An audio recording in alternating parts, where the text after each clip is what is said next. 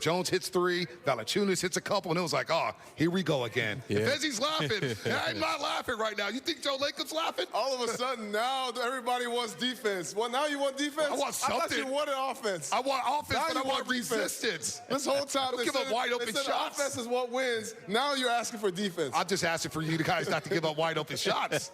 I mean, D. Wright could go out there. We saw him in the World Tournament. You get D. Wright open, he's going to hit him. That's how Herb Jones. Yeah, that jumper still works, and Herb Jones had his jumper working tonight. So you got to do something here, Fezzi. You have to do something.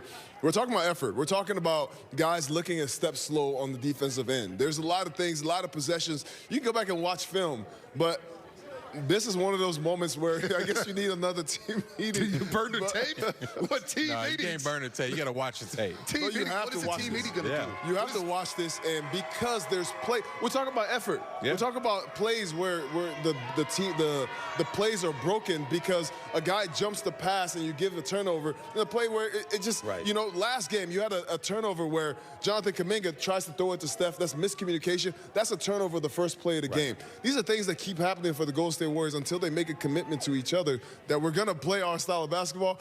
Then you don't even know what you have on the floor. Wow. I was going to say, it all starts with how you come out, how you warm up. You know, that's where it starts at. How you warm up, and then when that jump ball go up, how we set the tone. Are we going to be physical? Are we going to be aggressive? Are we going to get up in our opponent's chest and make them uncomfortable? Those are the things that you can do to basically change the outcome of a game, is setting the tone early. So you guys both play in this league. For the casual fan out there, for the fans who don't know what it's like in the NBA locker room, what does a team meeting accomplish? Because this team has had team meetings before. What does that do for a team to have a team meeting? What does that accomplish? You know, just tell each other what's going on, you know, bring it to the room. And accountability. Accountability. Have that conversation, because sometimes some things, when you win crazy games or tough games, things get swept under the rug. But when you put this type of effort and energy on the game, it's time to talk about those things. So those are the few things that goes on when, you have that players-only meeting, or that coach sits in there and talks to you for about 30, 40 minutes after a game when the media got to wait. So those are the things that goes on. You just bring things to the table, and as a group and as a team, we got to hold each other accountable, and we got to make a change.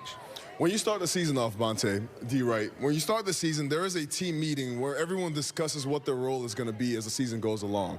Now, you have multiple meetings throughout the course of the season because guys get injured, guys go out of the rotation, whatever it is. Your roles change as the season goes along. And now you have to have meetings talking about the sacrifices that you're going to make as the season goes along. Well, right now, the Warriors team, it looks drastically different from the team that started the season. Matter of fact, Steve Kerr every game is trying a different combination of a lineup, trying to figure out who can play together. Well, as you know, D. Wright, if you get on the floor and you know what time you're coming into the game, you know who you're going to be playing with, you start to develop a rapport, knowing if I'm going to come off the bench, I'm going to come at this time. I know what to look for in the game, how I'm going to affect the change of the game. Right now, there's a different guy starting every game. Steph and Clay so far have been the only constant in the starting lineup. The finishing lineup is different every game. So this Warriors team, it feels like when one hole is clogged up, whether it's defense or turnovers or rebounding, then another thing opens up, which is the ball movement, the open shots on the other end. So these are things that the Warriors have to figure out. We have to make a decision. What kind of team are we going to be moving forward? And that's what you can decide in a team meeting. And it's starting in these first half, folks. Let's take a look at the graphic from the last two first halves against Toronto and the Pelicans. Sunday, they give up 76 points in the first half and 23 assists. The Raptors shoot 61.5% from the floor. R.J. Barrett cooked them for 26 points in that first half. They led by 27. Now, the Pelicans only led by 13. The Warriors got their offense cranking there in the second quarter. They end up scoring 60. When you score 60, you're still down 13 because it gave up 73 points. Again, the Warriors have given up at least 70 in 3 of the last 4 first halves. 20 assists for the Pelicans. They shoot 54%.